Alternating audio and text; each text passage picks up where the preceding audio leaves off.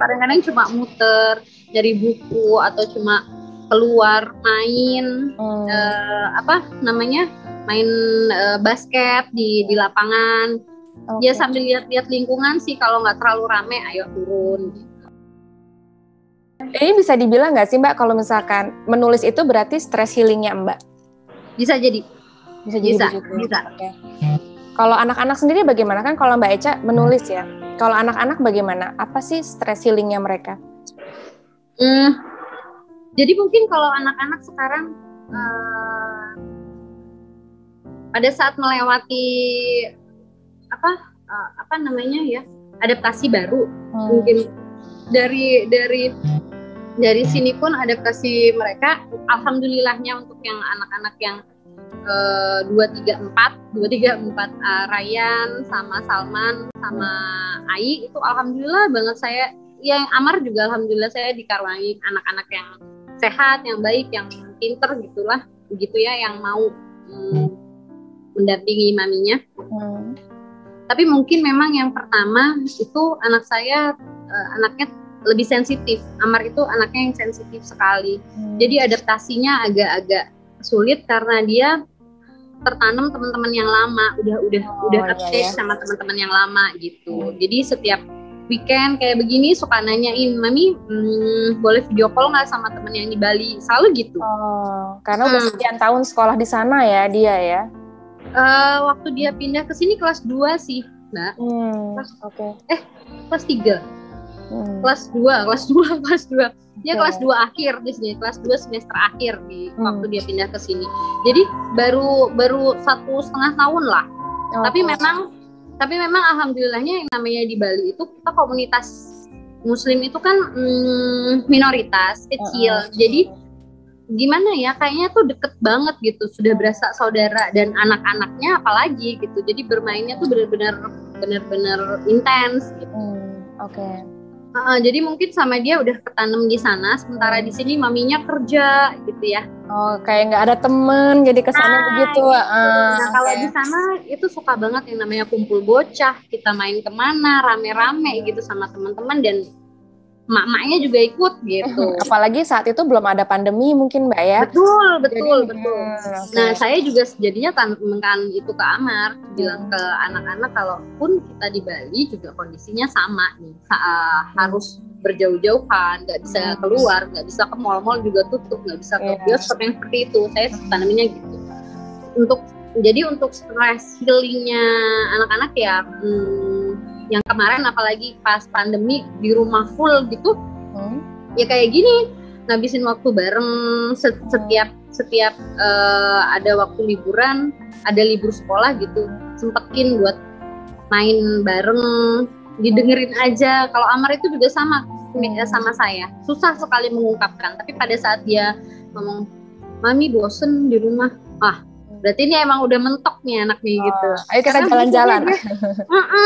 Kadang-kadang kayak gitu, kadang-kadang cuma muter dari buku atau cuma keluar main main basket di lapangan. Ya sambil lihat-lihat lingkungan sih, kalau nggak terlalu rame ayo turun. Lalu bagaimana dengan si anak tengah dan si anak bungsu, apakah sama? Alhamdulillahnya kalau mereka itu nggak tahu ya, mungkin masih anak-anak atau jiwa anak-anaknya lebih besar gitu dibanding kakaknya. Kakaknya tuh melo banget. Nah kalau yang 234 itu ngumpul bertiga di rumah aja udah mereka ketawa-ketawa aja, bermain bersama aja yang penting gitu. Lebih santuy ya. Iya. Yang penting ngumpul gitu. Benar. Kakak yang satu agak melo. Oke, baik. Iya. Oke, kan kalau kita lihat juga nih Mbak Echa kan sangat menerapkan nilai agama yang cukup kuat ya gitu. Gimana sih Mbak cara menerapkan nilai-nilai ini pada anak-anak? Karena yang seingat saya ya dulu waktu kita kecil kayaknya untuk sholat dan puasa tuh mungkin agak sulit ya, karena kadang sholat itu misalkan anak lagi asik main, kita bilang tunggu sholat zuhur dulu gitu.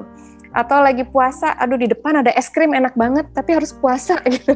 Nah itu bagaimana sih Mbak menerapkan nilai agama nih pada anak-anak?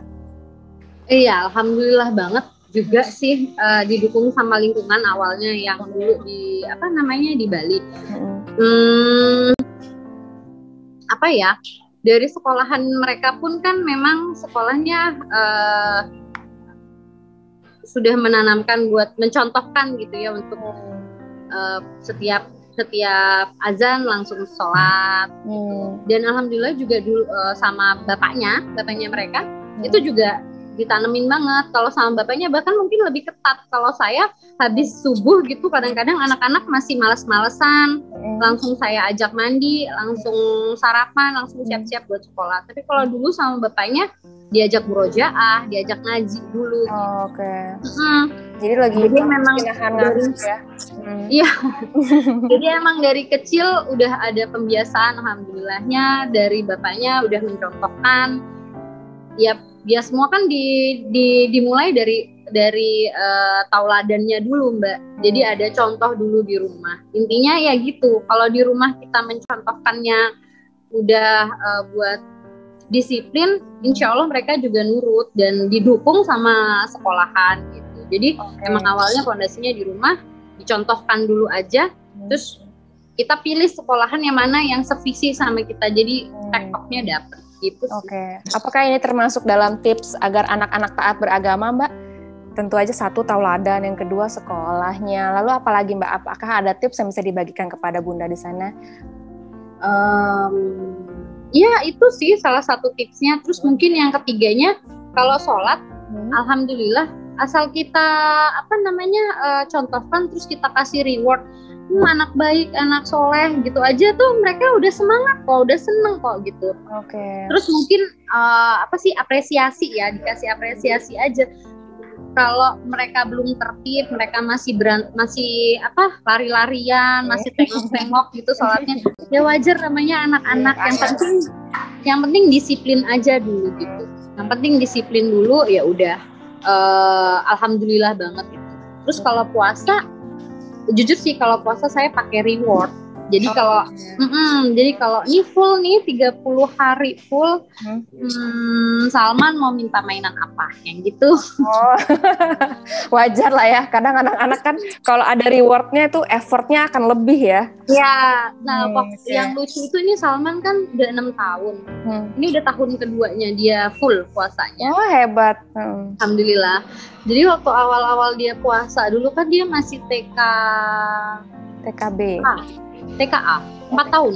Pokoknya dimulai dari 4 tahun itu dia udah mulai mencoba puasa. Karena saya gini mikirnya, kalau abang-abangnya puasa, dia puasanya saya bukain jam 12.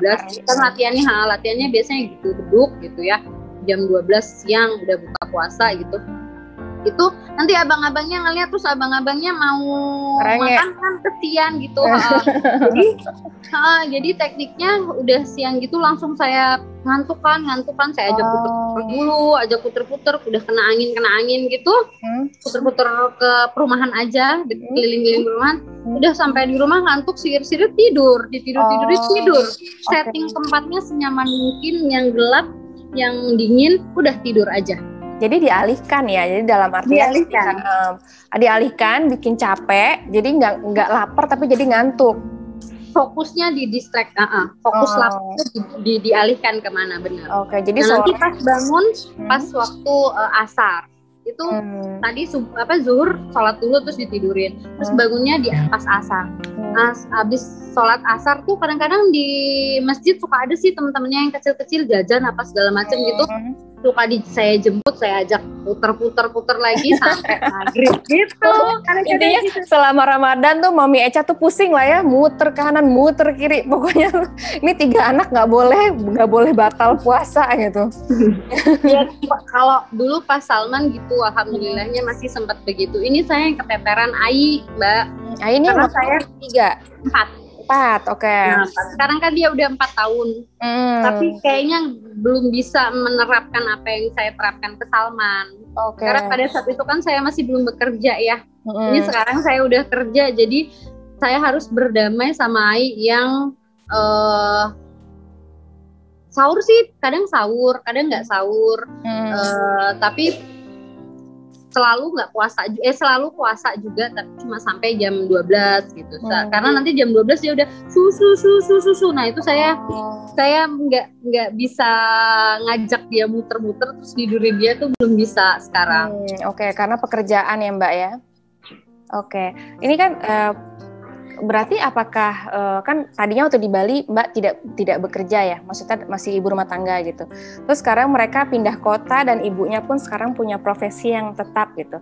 Yang 3 anak awal ini yang kakak nomor 1, 2, dan 3, apakah merasakan perubahan quality time sama maminya dan akhirnya mengeluhkan itu atau bagaimana? Yang pertama iya, yang kedua, ketiga, 4 sekali lagi yang saya bilang itu asal mereka kumpul aja gitu ya, terus main layangan, padahal nggak bisa nerbangin layangan nih, tapi pada narik aja, main gasing gitu, udah mereka happy sendiri. Tapi untuk yang kadang-kadang sih memang yang nomor 3 masih sering ngintil, Salman masih suka mami mau ikut ke klinik. Ayo deh gitu. Kalau waktunya tektok dia pengen ikut sama saya ngintil, saya ajak gitu. Kalau yang nomor 1 emang agak sering itu tadi melo. Pria melo. Jadi emang setiap saya libur pasti saya bareng sama yang nomor 1 tuh pasti bareng. Oke, baik. Terus ini kan kalau dari pribadi Bunda sendiri bagaimana? Kembali dari ibu rumah tangga sekarang balik lagi ke bekerja gitu. Apa perubahan mental apa yang paling terasa buat Mami ASF ini? Ya itu tadi sih, emang awal-awalnya menjadi ibu rumah tangga terus jadi ibu pekerja itu berat di anak juga ya Mbak ya. Awalnya kan semua waktu buat anak-anak, terus tiba-tiba nggak ada anak-anak, dan apalagi Abang Amar sama kadang-kadang Salman suka pengen ikut gitu. Sementara kalau di tempat kerjaan saya perlu fokus yang tinggi, sementara anak ikut. Kadang-kadang ada beban-beban tersendiri juga. Ya cuma sekali lagi semua pilihan ada resikonya. Dinikmatin aja, terus dijalanin aja, bismillah lillahi ta'ala. Terus ditanamkan ke anak-anak kalau mami harus bekerja, mami harus memenuhi kebutuhan kita, mami harus bayar sekolah dan segala macamnya gitu. Alhamdulillahnya sebenarnya ayah mereka support akan sekolah-sekolah mereka, tapi tetap mami tetap harus bekerja. Selalu diomongin seperti itu gitu. Karena kedepannya Abang Amar harus sekolahnya lebih tinggi lagi, harus lebih pintar lagi, kayak gitu. Dan alhamdulillah lagi Amar itu bisa, udah diajak ngobrol gitu. Kalau juga sebenarnya anaknya banget nangkepnya Mbak. Berarti udah paham ya kondisi Mami demikian, makanya Mami harus kembali bekerja gitu. Untuk support system sendiri bagaimana Mbak? Ketika Mbak nggak ada, apakah dijaga orang tua atau ada pengasuh sendiri? Alhamdulillah itu tadi, ibu saya kan sudah di Malang, jadi emang neneknya udah pensiun sekarang, profesinya jadi MC, ngomong cucu.